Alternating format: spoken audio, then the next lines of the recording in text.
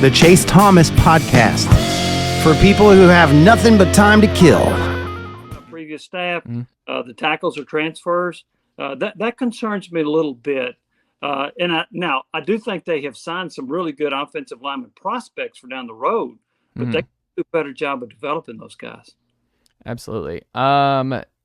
Which game do you think will ultimately be the season definer when you look at it? When you look at the schedule and your gut instinct here, what do you think we look back, I mean, let's say January of 2025, when we look back on the season, what do you think will ultimately be the season-defining game for Tennessee? Oklahoma. A huge game. I think playing at Oklahoma, you got Bob Stoops, who fired Josh Heupel.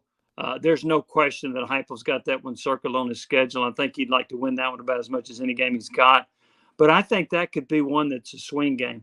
I think in NC State now, I'm not giving them that game, but I think Oklahoma's an SEC game, is a first true road trip game. I think that's a big one. If you can get by Oklahoma and NC State and you're undefeated in the month of September, I think that really puts you in a position of going 10-2. Mm-hmm. If you lose one of those games, I think you're 9-3 at best. And the reason I say that is if you're not good enough to beat NC State and Oklahoma, I don't think you're good enough to beat Alabama or Georgia. The other thing that concerns you a little bit, Chase, each of the last 2 years, Tennessee has gone on the road and laid an egg. Mm-hmm. And they actually laid 2 of them last year, one at Florida, one at Missouri. The year before, they laid an egg at South Carolina. Is there a road game where they might go out and just flop like they've done a couple other times? That's keeping me from predicting this to be a 10-win season. But if they can avoid that, maybe they can, but if they can avoid that, I do think if they get out of September undefeated, 10 wins is on the table. It's funny you say that because I agree. I think if they are sitting at the Florida game undefeated, I think 2 things. They're a 10-win team, and I think they're a CFP lock. Because then you look at, because a 10-win Tennessee team is going to be in the college football playoff. Like, I think that they're getting it. So if you can get through this road test, because that's one of the issues I have with the schedule, because when people look from the outside of like, oh, this is an easier schedule, Tennessee should be able to do a lot with this. One of my issues, I guess I have a 2-part issue, and I wonder if you agree, is Josh Heupel's lost 1 home game in the last 2 years. It was against the best program in the country, a team that's not lost a regular season game since 2019 against South Carolina and Georgia. So that was it. Like, it was ugly last year at home, but that was it in the last 2 years. Fans, when they go into Neyland in the Heupel era, most of the time have been like, all right, I'm going to go see my team win. That's just been kind of the expectation. I think there's a lot of reasons as to why that is, but I think one of the underrated ones is this offense and style with how big and intimidating Neyland is already. You get down against this Tennessee offense with this fan base and everything. It puts a lot of pressure and things can unravel, like it did for South Carolina and Spencer Rattler last year with the pick six and Kamal. Because, I mean, I was in the building for that. That was the loudest it was all year long, I think, was after that pick six. But I think the Oklahoma game, I want it could be the LSU game of 2 years ago, where you go into that one where I think a lot of fans just kind of penciled in as like, it's going into Death Valley. I don't feel good about that one. And like, let's see what we can do. We should beat Pitt, which is kind of like the NC State game to start things off. It's like, you feel good. You should beat the ACC team. And then you see where you're at.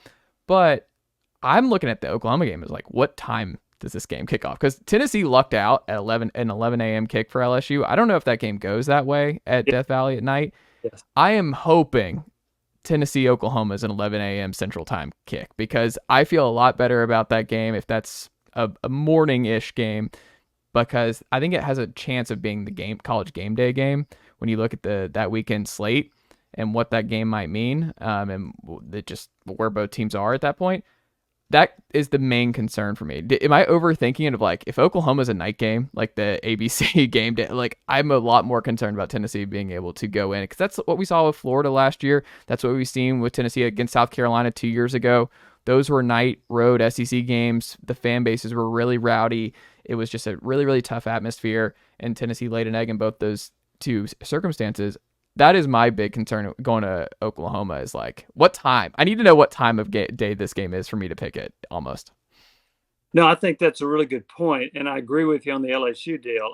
In another lifetime, I covered LSU football. Mm-hmm. I know the difference of a morning kickoff versus a 3:30 kickoff versus a night kickoff. Yep. There's no question that there's a different atmosphere and a different LSU team that shows up. I would not be surprised if it was similar for Oklahoma. So I do think Tennessee can get Oklahoma in an early game and have a good start. Crowd's not into it. Makes it a whole lot easier to win that game. You play a night game in Norman and the fans are into it. They've had a chance to prepare properly with liquid refreshments. It makes it a whole lot harder. So I think the kickoff for Oklahoma is very important. I think that's a good point on your part. Do you think Tennessee has to ultimately sweep Florida and Alabama to make the college football playoff? No. Okay. Got to beat Florida. But I think you have to beat Florida if you want a chance to beat Bama, right? Because the bad juju, if Tennessee lays an egg against Florida, you don't have a week to like get back. You don't have a bye week. You don't have a Kent State right after to kind of bounce back. You got to get up off the mat and you're playing a better team the week after. Like that to me is like, if you lose to Florida, I look at Alabama as just this season can get ugly in a hurry, right? Yeah. And you should beat Florida. Florida's not very good. Now, I've said this for about 20 years. Typically, Florida plays one of its 2 or 3. Nicely done, nephew. The Chase Thomas Podcast. Hell yeah.